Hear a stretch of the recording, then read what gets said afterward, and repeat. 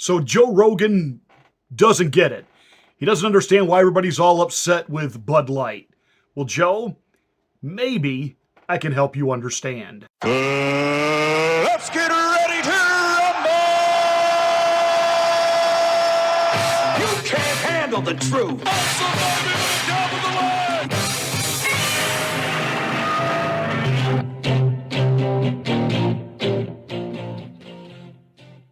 Hey, this is Pastor Marty from the Afternoon Drive. Make sure you're a subscriber to the channel. You know how YouTube likes to cancel those subscriptions. So make sure you're still subscribed. If you've never subscribed, do it now.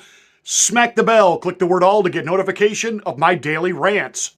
To say that this story about Dylan Mulvaney and his association with Bud Light has taken on a life of its own would be an understatement. My last commentary on this subject, I now have higher ratings than CNN. Stop and think about that for just a moment. But let's go ahead and get into this because you got people like Howard Stern doing what he does now. You know, Kid Rock for shooting up the cans as he's, a transphobe. No, he's not a transphobe, Howard. I know there was a time you were like a shock jock, and when you were on New York radio, everybody tuned into you because you were like a rebel, but now you're a bought and paid for member of the establishment. We got it. You make your money. You I think up to just a couple of months ago, were still refusing to leave your house thinking that the corona pandemic isn't over yet and you people are maniacs for not wearing masks. You're like the people that we see driving around in cars by themselves, wearing a mask, which makes as much sense as going to bed alone and wearing a condom. That said, put Howard Stern off to the side. Joe Rogan not getting it? Well, Joe, I really do think I can help you. But they're freaking out about Bud Light. Like, how is that the big deal? I think it's goofy because I think that person's goofy. But if you want to hire a goofy person, like, who gives It's kind of hilarious when someone says 365 days of womanhood. It was also on April Fool's Day. That's true too. But it also was just a can with that person's face on it. Yeah. That's all it was. It wasn't like something they were selling. Yeah, they didn't have it in stores. No, but it's kind of funny. Yeah. I like that people get mad. I thought what Kid Rock did was funny. I laughed at it. I told him I thought it was funny. But I also, it doesn't make me mad. So it's no big deal. Who cares what somebody does in the privacy of their own bedroom, how somebody chooses to live their life, as long as it's not, hurting someone else. Who cares? Hold that thought, Joe, because we're going to come back to that in a few minutes. But let me deal with the first thing that you and your guest said as you were cracking open your Bud Lights and giving each other a toast. On the other hand, I loved Kid Rock's video because I love that. Cheers. Cheers, man. I love that kind of thinking. But they think that the company that they like is giving into the woke agenda. That's what it is. There's no woke agenda. Well, they think there is in like movies and television and media and commercials. So your guest said, well, there really is no woke agenda. What, really? And Joe, you gave kind of a half-hearted, there are some people that believe there is a woke agenda at work and entertainment and movies and music. No, we don't think it, Joe. We know it. And I'm a little surprised to hear you describe it that way, especially since they tried to cancel you. And I'm not just talking about over your taking of ivermectin and lying about you and saying that you were taking horse dewormer during the pandemic. They doctored photos of you to make you look sick. They went after you. They tried to cancel you over, do you remember? Your use of the N-word. Didn't matter that they didn't provide any context for how you were saying it, the way you were saying it, the reason you were using it, and you had to constantly fight off them trying to cancel you. They were trying to get platforms to absolutely stop hosting your show. Does any of this sound familiar, Joe? You are the victim of wokeness. But now that all of that's passed and all the celebrities want to be guests on your show again, and you've kind of moderated your positions again, all is forgiven as long as you don't side with Donald Trump. They're willing to kiss and make up. And so you say it's just no big deal. But they're freaking out about Bud Light. Like how is that the big deal? I think it's goofy because I think that person's goofy. But if you want to hire a goofy person, like who gives it's kind of hilarious when someone says 365 days of womanhood. It was also on April Fool's Day. That's true too. But That's it fucked. was just a can with that person's face on it. Yeah. That's all it was. It wasn't like something they were selling. Yeah, they didn't But have it's it in stores. No, but it's kind of funny. Yeah. I like that people get mad. I thought what Kid Rock did was funny. I laughed at it. I told him I thought it was funny. But I also, it doesn't make me mad. And again, there are issues that I would say, you're right, it's no big deal. And if some guy wants to put on a dress in his house and think he's a woman, have at it. You know, why are they making a big deal about Dylan Mulvaney? I'm gonna help you understand this, Joe, because it is a big deal. Dylan Mulvaney is the face now of the new state religion. And the state religion is trans culture. This is where we're at now. I cited this statistic yesterday that even the sales of Bud Light are down 60% at gay bars. Gay bars. Now, I want to provide a little context of why I think that is. And again, not that I've gone out and conducted interviews on this. I'm just offering my opinion of why would the sales of Bud Light be down at gay bars? After all, they're all on the same team. Well, you know, this past year in New York City, their big gay pride parade, well, it had lesbians on the steering committee. It had trans people on the steering committee. The one thing it did not have on the committee, in no directorship, in charge of nothing, was a gay man. The event that actually started out as a gay pride event, now in their need to be inclusive of everything, they excluded the one demographic that the event was actually originally created for: gay men. They had gay women, they had trans people, and not a single just, I guess you would call it, pardon the pun, a straight gay guy. You know, they didn't have one. And you think maybe gay guys at a bar kind of look at this saying, okay, Dylan is not transgender. He's a gay dude that likes to wear pigtails, wear party dresses, and sing show tunes. We used to just call that flamboyant back in the day. We used to just call that Liberace. We never saw that Liberace was actually trying to transition to being a female. And the only operation Dylan has had has been on his face, you know, soften the nose and heighten the cheeks and make him more pretty. By the way, Joe Rogan's guest actually said Dylan was cute. Huh! It's obvious he's got anorexia and he's far from cute. But Joe, he is dangerous. And he is dangerous in this sense. They have made Dylan now the poster child.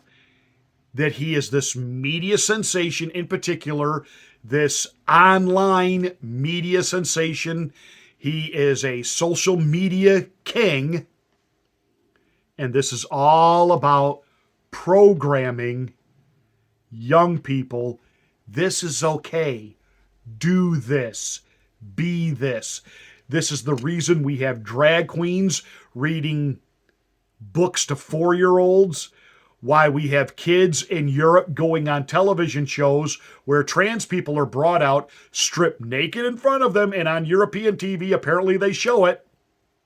And they begin to put together that, well, you can have boy body parts but be a girl. You can have girl body parts but be a boy. You know, like Megan Rapinoe.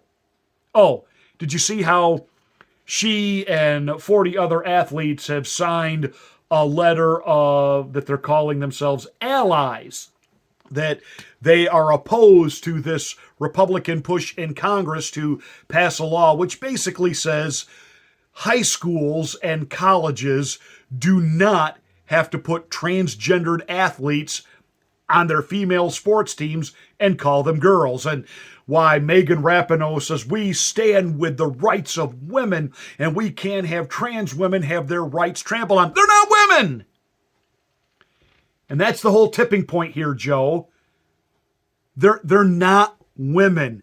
And this is being forced on us, and we're being told, you will drink this, you will accept this, you will promote this, you will condone this, you will call this normal, and you will like it. And it's not any more complicated than the vast majority of the Bud clientele, who would be NASCAR guys, who would be country music guys, who would be working by guys, who would be college guys. I mean, the VP of marketing for Bud Light saying we got to get away from this fratty image. Yet pictures were released online today of her, I think it was like 2005, 2006, when she was in college at a frat party drinking shots out of a condom.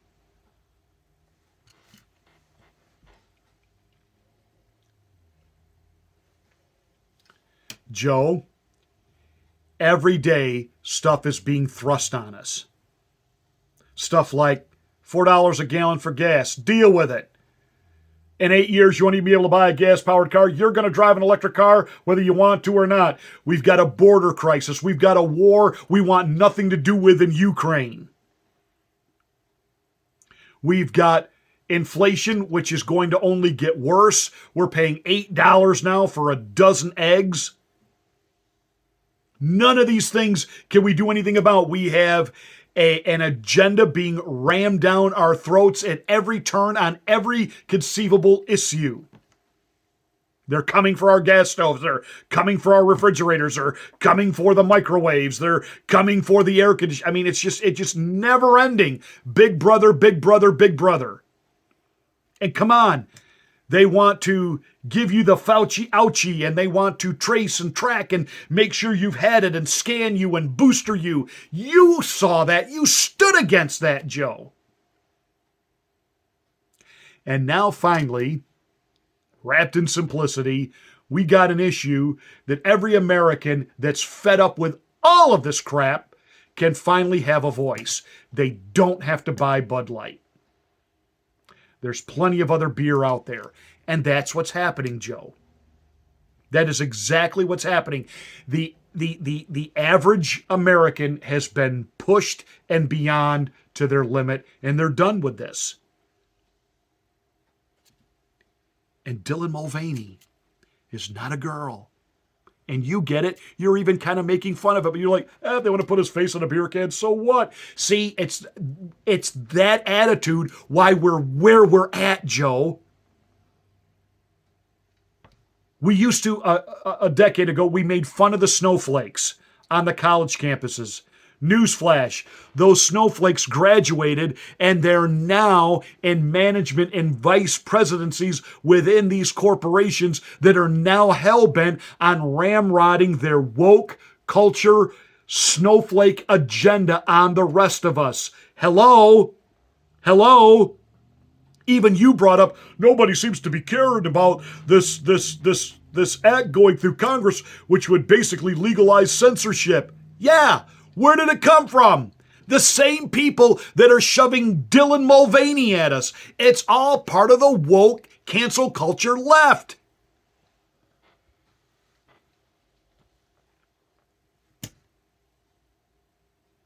And finally, the average beer drinker, Republican and Democrat, has said, I'm tired of them confusing my children, coming after my children. Leave my children alone. I said this yesterday. People want to go to sporting events and not have a political agenda thrust at them. A guy that's worked all day and he comes home and he's bone tired, sits down in his chair, and before he has his dinner, he just wants to crack open a beer, and he doesn't want it to have a political agenda tied to it. Why is this so hard to understand? And the American people, they're letting us all know they are fed up. They've had enough. Just stop. Joe, remember, it's people like that that have made you the #1 podcaster. Why can you not see this? Why do you not understand this? So to sit there and laugh and drink your Bud Light, go, oh, this is good. It's piss water. Are you serious? Rotten hay swept into a bottle, and they added some tap water to it, fermented it, and said, it's beer. I'm not a beer drinker. I said this before. From what I understand, there are 100 brands out there that are much better. This was a product that really wasn't broke, other than it could have improved its flavor. If they want to keep up with the IPAs and the microbreweries and the pot stores, they need to do something maybe with their flavoring. But I promise you, any issue they thought where they might be losing some market share had nothing to do with guys going in to buy cases of beer. Well, which one of these brands is inclusive? Nobody ever has that conversation. And apparently, neither did the VP of marketing when she was taking shots out of a condom. Enough. And finally, we've got one of these corporations on the ropes, and that's another issue. And you were right. You said, well, what product are you going to buy that isn't somehow tied to something that you don't agree with? Exactly. We get that. And we do have to pick and choose our battles. But finally, it's like we've got the attention of one of these corporations. We've got their attention. Grab on and don't let go. Now, they are in a lose-lose situation, because if they were to disavow Dylan, to apologize, the left will go berserk. Now, we financially are their base, but the left will go violent. We know that. Delivery drivers will get attacked because the left is insane, and they're criminally insane. And every two-bit has-been entertainer will come out on their Twitter and Facebook and denounce Bud Light for being transphobic. Bud Light needs to realize is where their real support comes from. But we finally have one of these corporations' attention. We have it. Let's not forfeit it. Let's not let go. And yeah, I get it. Dylan is partnering up with other people, Oil of Olay. And the woman coming out and defending Dylan with Oil of Olay. Looks like, honey, you could use the product yourself. Because I think it's for aging lines on women. And honey, you need like a barrel of that stuff and a putty knife to apply it. Because you look like the crypt keeper. Oh, so you don't think Dylan Mulvaney ought to be endorsing our product? Hey, as he prisses around in, his Nike bra, in his tutu, singing the Eloise song. And again, where are you feminists? Where are you? Dylan Mulvaney is not a trans woman. He is a parody. He's blackface. I just said it. He's blackface to women. The final reality check for all this is when some white guy does come forward and say, I am transitioning to black, even though I don't look it. But this whole agenda of you will embrace, you will accept transgenderism, and the fact that we are sexualizing children.